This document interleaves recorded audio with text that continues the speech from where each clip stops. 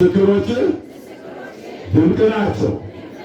ነፍሴ አጥብቃ ወደደቻቸው። ክብር ለእግዚአብሔር ይሁን። ለመዝሙረ ዳዊት መዝሙር 118 ቁጥር 129። በዚህ ኃይለ ቃል መነሻነት ለጥቂት ደቂቃ ያህል የሰራዊት ጌታ እግዚአብሔር የሚገልጽልንን ምስጢር እንነጋገራለን።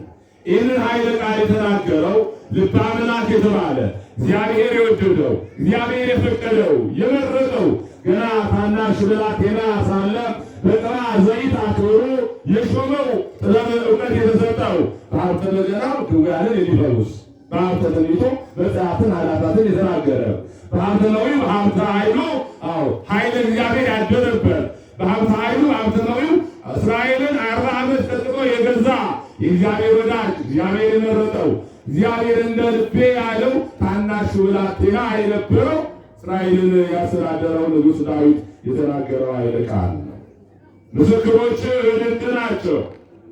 ምስክሮች የተባሉት እነማን ናቸው? ምስክር ማለት ምን ማለት ነው? እውነተኛ ጻድቅ ሰማዕት ማለት ነው። ምስክር ማለት የተጋዳይ ማለት ነው። ምስክር ማለት በሃይማኖት የቆመ ማለት ነው። ምስክር ማለት እውነት የሚናገር የሚመሰክር ማለት ነው። ምስክሮች ድንቅ ናቸው። ሰማዕታት የእግዚአብሔር ምስክሮች ናቸው። ጻድቃን ቅዱሳን የእግዚአብሔር ምስክሮች ናቸው። አሁን ምስክር የሚለውን በሁለት መንገድ እንመለከተዋለን። ሰማዕትነት በሚለው አንቀጽ ውስጥ በሁለት መንገድ እንመለከታለን። ሰማዕትነት በሁለት ይከፈላል። አንደኛው ቀይ ሰማዕትነት ነው። ሁለተኛው ነጭ ሰማዕትነት ነው። ቀይ ሰማዕትነት በደም የሚከፈል ሰማዕታት ከአውደ ሞት ያው ሰማዕታት ስለ ራሳቸው ደማው ስለሱ ደማቸውን አፈሰሱ ተብሎ እንደተነገረ ደምን አፍሶ አጥንትን ቀስቅሶ ስጋን ቆርሶ በመጋዝ ተቆርጦ በወፍጮ ተፈጭቶ በእሳት ተቃጥሎ የእግዚአብሔርን አምላክነት የክርስቶስን አምላክነት መመስከር የደም ሰማዕትነት ቀይ ሰማዕትነት ይባላል። ሁለተኛው ሰማዕትነት ነጭ ሰማዕትነት ነው፣ ወይም አረንጓዴ ሰማዕትነት ይላሉ አንዳንድ የቤተ ክርስቲያን የነገር መለኮት ሊቃውንት። ይሄ አረንጓዴ ሰማዕትነት ዓለምን ንቆ ዳዋ ጥሶ በምንራብ ኖሮ በሃይማኖት ተጋድሎ ጸረ አጋንንትን ታግሶ በጾም በጸሎት ተወስኖ በዓለም ላይ ያለውን የዲያብሎስን መንፈስ በመስቀል ሰብሮ ራስን ለእግዚአብሔር አሳልፎ መስጠት ይሄ ነጭ ወይም ቢጫ ሰማዕትነት ተብሎ ይጠቀሳል። አረንጓዴ ሰማዕትነት ተብሎ ይጠቀሳል በቅዱስ ዮሐንስ አፈወርቅ አስተምሮ ማለት ነው። ዛሬ ሁለቱም የምናይበት ዘመን ላይ ነው ያለነው። ዛሬ የምናከብረው በሁለቱም መሰረታዊ ነገር ላይ የተመሰረተ ነው። የመጀመሪያው ቀይ ሰማዕትነት ብለን የምንለው ሰማዕታት ከአውደ ሞት ያው ሰማዕታት ደማቸውን ስለ እነርሱ አፈሰሱ ተብለው የተባሉ በሃይማኖት የተጋደሉ ብዙ ቅዱሳን አባቶቻችንን አሉ። ቅዱስ ጳውሎስ ምን ያለው እንግዲህ ስለ ሰማዕታት ሲናገር በሃይማኖት ስለተጋደሉ ሰማዕታት ሲናገር በዕብራውያን መልእክቱ ምዕራፍ 11 ቁጥር 35 ላይ ስለ ዮፍታሔ እንዳልናገር ጊዜ ያጥረኛል፣ ስለ ሰምሶን እንዳልተርክ ጊዜ ያጥረኛል፣ ስለ ሰማዕታት እንዳልናገር ጊዜ ያጥረኛል። ነገር ግን በሃይማኖት ተጋደሉ፣ ራሳቸውን መስዋዕት አደረጉ፣ ዓለም አልተገባቸውም፣ በጾም በጸሎት ተወሰኑ፣ በመጋዝ ተሰነጠቁ፣ በድንጋይ ተወገሩ፣ ስለ እግዚአብሔር ብለው ይህንን ዓለም ንቀው መጥተው በሰማዕትነት አለፉ ብሎ ስለ ሰማዕታት መስክሯል። ስለዚህ ምስክሮች የተባሉ እነዚህ ናቸው። ሰማዕትነት ከአቤል ጀምሮ የተጀመረ ጉዳይ። የመጀመሪያው ሰማዕት አቤል ነው። በሃይማኖት የተጋደለ ሰማዕት። በብሉይ ኪዳን ዘመን ብዙ ሰማዕታት ነበሩ። በእግዚአብሔር ስም መስዋዕትነት የተቀበሉ እነ አናንያ እነ አዛርያ እነ ሚሳኤል በእሳት ተቃጥለው ሰማዕትነታቸውን የመሰከሩ ሰማዕትነታቸውን የሰጡ እነ ቅዱስ ኢሳይያስ የተጋደሉ እነ ኤርምያስ በድንጋይ የተወገሩ ብዙ ሰማዕታት ነበሩ። በዘመነ ሐዲስ ደግሞ አዲሲቷ አማናዊቷ ቤተክርስቲያን ከተመሰረተች በኋላ በሰማዕትነት ያለፉ ለቤተ ክርስቲያን ደማቸውን ያፈሰሱ ስጋቸውን የቆረሱ ብዙ ሰማዕታት አሉ። የመጀመሪያው በሰማዕትነት አለ ማለት ያለፈው መጥምቀ መለኮት ቅዱስ ዮሐንስ ነው። የአዲስ ኪዳን ሰማዕት የመጀመሪያው ቅዱስ ዮሐንስ ነው። ከዮሐንስ በኋላ ብዙ ሰማዕታት አልፈዋል። እነ ቅዱስ እስጢፋኖስ በድንጋይ ተወግረዋል። እነ ቅዱስ ጳውሎስ አንገታቸውን ተሰይፈዋል። እነ ቅዱስ ጴጥሮስ የቁልቁሊት ተሰቅለዋል። በክርስቶስ ሰማዕት ሆኗል። ቤተ ክርስቲያን በመከራ ዘመን ያሳለፈችበት ጊዜ በቤተክርስቲያን ታሪክ ውስጥ ብዙ ነው። በተለይ ከ64 ዓመተ ምህረት ጀምሮ እስከ 320 ዓመተ ምህረት ድረስ በቤተክርስቲያን ታሪክ ውስጥ የመከራ የስደት የሰማዕትነት ዘመን ይባላል። ከሄሮን ቄሳር ጀምሮ እስከ ማክሲሚኖስ ቄሳር ድረስ ከማክሲሚኖስ ቄሳር በኋላ የነገሰው ቆስጠንጢኖስ ነው። ቤተ ክርስቲያን ለ300 ዓመታት ያህል በሰማዕትነት በመከራ አልፋለች። በእነዚህ ዘመናት ብዙ ሰማዕታት ዋጋ ከፍለዋል። ብዙ ሰማዕታት ደማቸውን አፍስሰዋል። ብዙ ሰማዕታት የክርስቶስን አምላክነት መስክረው መስቀሉን ተሸክመው ተጋድለው አልፈዋል። እነ ቅዱስ ጳውሎስ፣ እነ ቅዱስ ጴጥሮስ፣ እነ ቅዱስ አግናጢዮስ ምጥን አነሳ፣ እነ ቅዱስ ፖሊካርፐስ በእሳት የነደደ የተቃጠለ የኢየሱስ ክርስቶስን ስም ከፍ ያደረገ ክብረ መድኃኔዓለም ይሁን። ኢየሱስ ክርስቶስ ጌታዬ ነው ያለው። ኢየሱስ ክርስቶስ አምላኬ ነው ያለው። እርሱን ሳገለግል እስከ ሕይወት ፍጻሜ ድረስ መከራ እቀበላለሁ ብሎ ያለ ሰማዕት እነ ቅዱስ ፖሊካርፐስ ነው። እነዚህ እግዚአብሔር ምስክሮች ናቸው። እነ ቅዱስ ጊዮርጊስ የተጋደሉ 7 ዓመት የተጋደሉ የእግዚአብሔር ምስክሮች ናቸው። ስለዚህ እነዚህ ምስክሮች ድንቅ ናቸው። በተለይ ዛሬ የምናስባት ዛሬ የምናከብራት ሰማዕቷ ቅድስት አርሴማ በዘመነ ሰማዕታት የተጋደለች በዘመነ ዲዮቅልጥያኖስ መከራ የተቀበለች የክርስቶስ ሙሽራ አርሴማ ድንቅ ናት። ሁላችሁም በልጃችሁን ብድግ አድርጉ፣ እጃችሁን ብድግ አድርጉ። ቅድስት አርሴማ በሉ። ድንቅ ናት ቅድስት አርሴማ የክርስቶስ ምስክር ሙሽራ ናት። ምስጋና ለሰማዕቷ ይሁን። ድንቅ ናት። ምስክሮችህ ድንቅ ናቸው። ስለ ኢየሱስ ክርስቶስ የተጋደለች አርበኛ ሰማዕት አርሴማ ምንድን ናት? ሁላችሁም ሰይጣንም ይፈር፣ አጋንንትም ካለ ይረበሽ፣ መናፍቅም ይሸበር። ድንቅ ናት። እንናገራለን። የክርስቶስ ሙሽራ ናት። አንድ ነገር ልነግራችሁ እወዳለሁ። በቲክቶክ ውስጥ አንዷ ምን አለች? ኦርቶዶክሳውያን የሚያመልኳት ሴት አለች፣ ሰይጣን ሴት አለች ብሏል። እግዚአብሔር ይርዳው። አንደበቷን ይወስደው። ሰይጣኗ እሷ ናት እንጂ አርሴማ የክርስቶስ ሙሽራ ናት። የማን ሙሽራ? የማን ሙሽራ? የክርስቶስ ሙሽራ ኢየሱስ ክርስቶስን የሰበከች ኢየሱስ ክርስቶስ በማይጠራበት ዘመን ኢየሱስ በማይባልበት ዘመን ማን በማይባልበት ዘመን ኢየሱስ በማይባልበት ዘመን ዲዮቅልጥያኖስ በዚህ አጋጣሚ ምናልባት ተማሪዎች ያሉ እዚህ የአጠቃላይ ቤተክርስቲያን ታሪክ መምህር ነኝ። በታሪክ እኔ በዚህ ጽሑፍ ላይ እየጻፍኩ ነው ያለው። ዲዮቅልጥያኖስ የነገሰው በ285 ዓመተ ምህረት ዲዮቅልጥያኖስ ከነገሰ በኋላ የሮምን ግዛት ለሁለት ከፈለ ይላል። ሰሜኑን ክፍል ሰሜኑን የሮም ግዛት ራሱ ጠቅልሎ ያዘ፣ ምዕራቡን ማለት ነው። ምስራቁን ደግሞ ለማክሲሚኖስ ሰጠ ይላል። በዚህ ላይ ደርሶ አብያተ ክርስቲያናት ይዘጉ፣ አብያተ ጣዖታት ይከፈቱ ብሎ አዋጅ አሳውጆ ታላላቅ 4 አዋጆችን አሳወጀ። የሃይማኖት አባቶች ይገደሉ፣ አብያተ ክርስቲያናት ይጥፉ፣ አብያተ ጣዖታት በመላው ሮም ይስፋፉ፣ ለጣዖት የማይሰግድ ለጣዖት የማይመለከት ብሎ የሚወርድ ቢሆን ይገደል፣ ይታረድ፣ በእሳት ይቃጠል፣ የኢየሱስ ክርስቶስን ስም የሚጠራ ይጥፋ የሚል አዋጅ 4 ታላላቅ አዋጆችን አሳውጇል። በቤተክርስቲያን ታሪክ ክፉ ዘመን ተብሎ የሚባለው የዲዮቅልጥያኖስ ዘመን ነው። ከኔ ጋር ናችሁ? የዲዮቅልጥያኖስ ዘመን ነው ክፉ ዘመን ተብሎ መጻሕፍቶቿ እንዲቃጠሉ ቤተክርስቲያን እንዲጠፋ እኔ የኢየሱስ ክርስቶስ ባሪያ ነኝ የሚል ሰው ቢኖር ይገደል ተብሎ የኢየሱስን ስም የሚጠራ ይገደል ተብሎ የታወጀበት ዘመን። በዛ ዘመን ሰማዕቷ ቅድስት አርሴማ ተነሳች። በዛ በጨለማው ዘመን ጊዮርጊስ ተነሳ። የኢየሱስ ክርስቶስ ባሪያ ነኝ አለ። አነ ውእቱ ዘክርስቶስ እኔ የኢየሱስ ክርስቶስ ባሪያ ነኝ አለ። አርሴማ እኔ የኢየሱስ ክርስቶስ ሙሽራ ነኝ፣ ባሪያ ነኝ ያደርጋለ። የማን ባሪያ? ተናገር። የማን ባሪያ? ክብር ለአርሴማ የኢየሱስ ክርስቶስ ባሪያ ነው።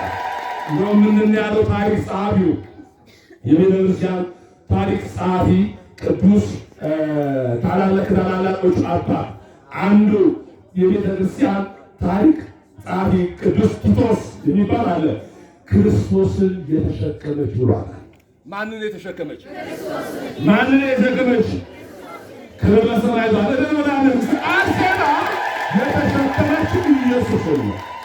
ማንን የተሸከመችው? ኢየሱስን የተሸከመችው። ኢየሱስን ተሸከመች ማለት በኢየሱስ አምና በኢየሱስ ክርስቶስ አምና ይላል። ገድሏ ላይ እዚህ ላይ በብራና ላይ አለ። በግንባሯ ላይ የኢየሱስ ክርስቶስ ስም ነበር። የማን ስም? ይህ ከስሙ በላይ የሆነ ስም ክብር ለኢየሱስ። በግንባሯ ላይ የኢየሱስ ስም ነበር። ከየት አነሳችሁ? ከየት አገኘችው? ከዮሐንስ ራእይ ላይ ምን ይላል? በግንባራቸው ላይ የኢየሱስ ክርስቶስ ስም ተጽፎ ነበረ ይላል። የማን ስም? ስለዚህ ጴንጤ ካለ መናፍቅ ካለ አርሴማ ኢየሱስ ክርስቶስን የተሸከመች በኢየሱስ ክርስቶስ ስም የተጋደለች አርበኛ ናት። የማን ስም ተሸክማ? የኢየሱስ ክርስቶስን ስም ተሸክማ በዛ በዶም እንዲያለው ዘመን ማለት ዶም እንዲያለው ዘመን ዲዮቅልጥያኖስ የከፋ ዘመን ነው።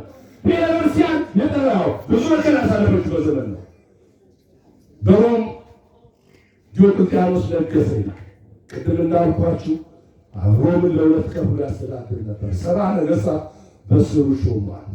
ቅድስት አርሴማ በሮም የተወለደች ፍጹም በንጽሕና በቅድስና የኖረች ዓለምን ንቃ ዳዋ ጥሳ ድንጋይ ተንተርሳ በሮም ገዳም ውስጥ የምትኖር የእግዚአብሔር ማደሪያ ቅድስና ነበረች። የእግዚአብሔር ማደሪያ ገና በለጋነት ይሏል። ቤተሰቦቿ ክርስቲያኖች ናቸው።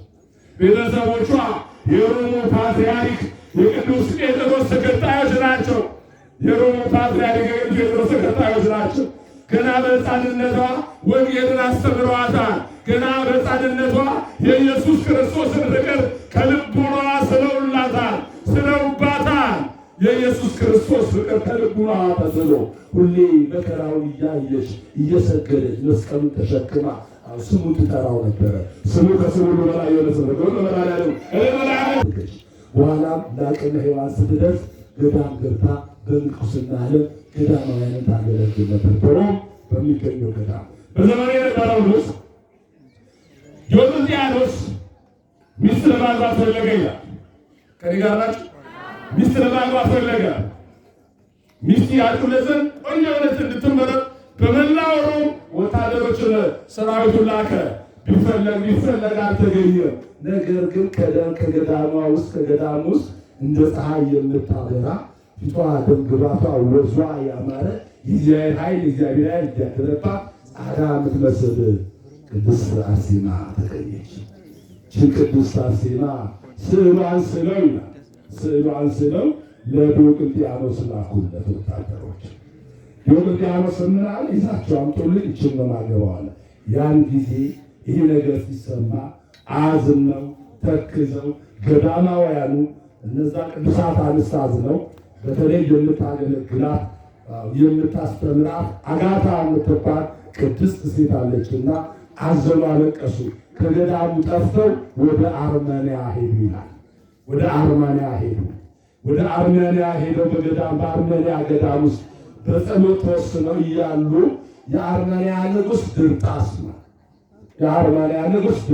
አርመንያ ተብላ የምትባለው ዛሬ ከ5ቱ ኦሪየንታል አብያተ ክርስቲያናት አንዱ የቅዱስ ጎርጎርዮስ ሀገር የቅዱስ ጎርጎርዮስ ዘንዚና ሕዝብ የጸለየባት ታላቅ ሀገር ናት።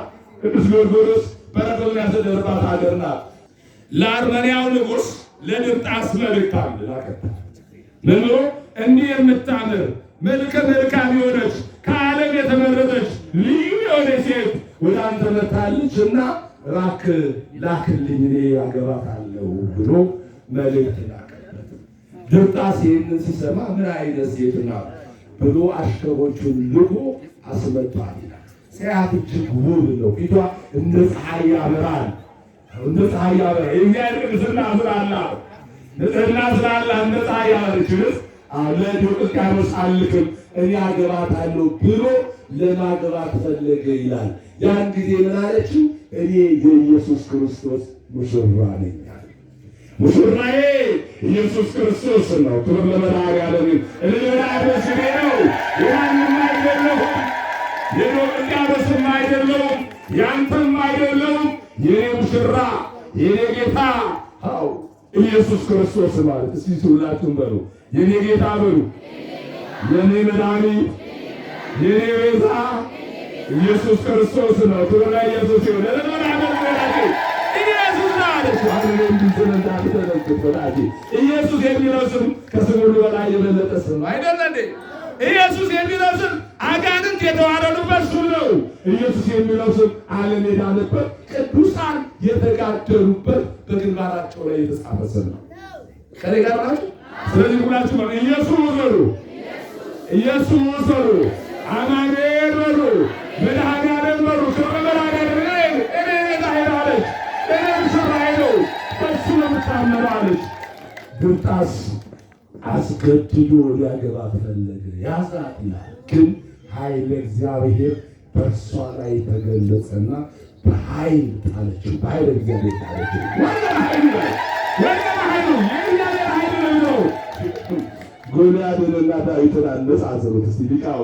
ጎልያድ ኃይለኛ ጦረኛ ነው፣ ጋሸኛ ነው፣ ማንም አይችለው። ዳዊት ግን ደቃቅ ብላቴና ነው። የእረኛ እንትን ያዘ፣ በትር ያዘ። ጎልያድ ሳቀበት፣ በበትር ልትመጣ ይመጣል አለው። ግን ዳዊት ማንን ይዟል? ማንን ይዟል?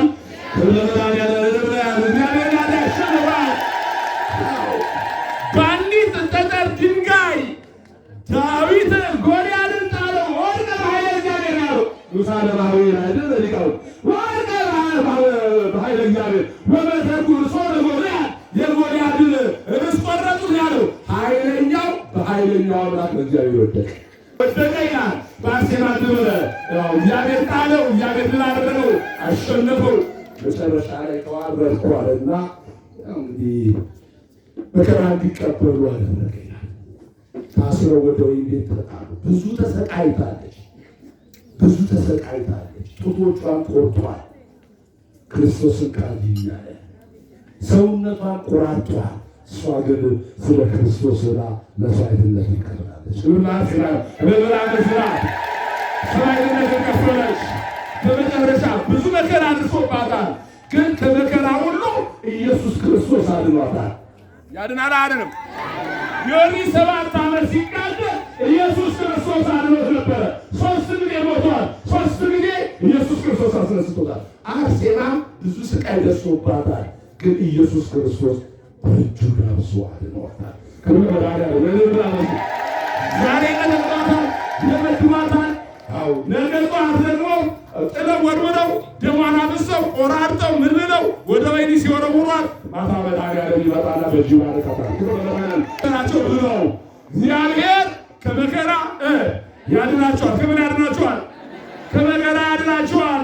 ወይም ገዘገዘ አሉ ሙሴ ደግሞ አጥንቶቻቸውን ይጠብቃል። ከእነዚህ አንድም አይጠበቅም እንዳለ እግዚአብሔር ያው ያድናት ነበረ። በዚህ ሰማዕትነትን ተስፋለች። መጨረሻ ላይ ዛሬ መስከረም 29 ቀን አንገቷን በሰይፍ ተሰይፋ በ298 ዓመተ ምህረት ላይ ሰይፍ ተሰይፋ ሰማዕትነትን ተቀበላለች። ዛሬ ቃል የተቀበለች ነው። ኢየሱስ ክርስቶስ ነፍሷን ከቅዱሳን ሰማዕታት ጋር ከአጋታ ጋር ከሌሎችም ደናግል ጋር ያሳረገበት ዕለት ነው። ዛሬ ቃል ኪዳን የገባበት ዕለት ነው። ለማ ለሰማዕቷ አርሴማ በጸሎታ ለሚታመኑ ምሕረትን ቸርነትን የሰጠበት ዕለት ነው። ቃል ኪዳን የገባበት ዕለት ነው። የአርሴማ ጸሎት ያድናል።